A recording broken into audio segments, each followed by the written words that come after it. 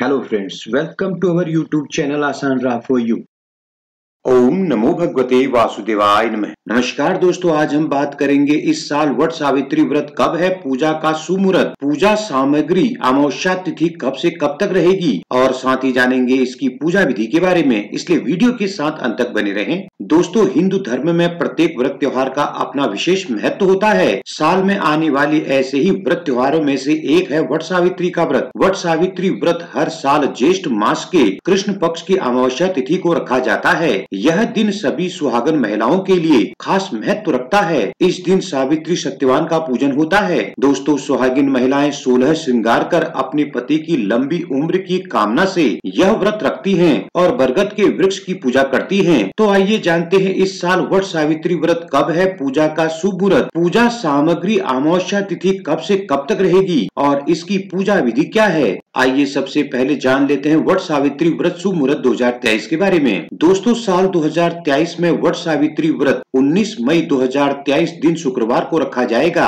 अमावस्या तिथि प्रारंभ होगी 18 मई को रात्रि 9:42 पर। अमावस्या तिथि समाप्त होगी 19 मई को रात्रि 9:22 पर। दोस्तों, प्रातःकाल पूजा का शुभ मुहूर्त होगा 19 मई की सुबह 7:19 से सुबह 10:42 तक। आइए जान लेते हैं वट सावित्री पूजा सामग्री के बारे में। दोस्तों, वट सावित्री व्रत की पूजन सामग्री के लिए सावित्री सत्यवान की मूर्तियां, धूप, दीप, घी, बांस का पंखा, लाल कलावा, सुहाग का सामान, कच्चा सूत, भीगे हुए चने, बरगद का फल, जल से भरा हुआ कलश आदि पूजन सामग्री की जरूरत पड़ती है। आइए अब जान लेते हैं वट सावित्री पूजा विधि के बारे में। दोस्तों, धार्मिक मान्यता है कि इस दिन सावित्री ने अपने पति सत्यवान के प्राण वापस लौटाने के लिए यमराज को भी विवश कर दिया था। इसलिए इस व्रत के दिन सत्यवान सावित्री व्रत कथा को पढ़ना या सुनना जरूरी माना जाता है। इस दिन प्रातःकाल घर की साफ सफाई कर नित्य कर्म से निवृत्त होकर स्नान करें और व्रत का संकल्प जरूर करें। इसके बाद गंगा जल से घर और पूजा स्थल को स्वच्छ कर लें। अब एक बांस की टोकरी में पूजन सामग्री और सावित्री सत्यवान की मूर्ति रखें। अब वट वृक्ष की पूजा के लिए जाएं और सबसे पहले वट के पेड़ के नीचे के स्थान को अच्छे से साफ कर वहां सावित्री सत्यवान की मूर्ति स्थापित कर दें। दोस्तों, अब वट वृक्ष की जड़ में जल चढ़ाएं। इसके बाद पुष्प, अक्षत,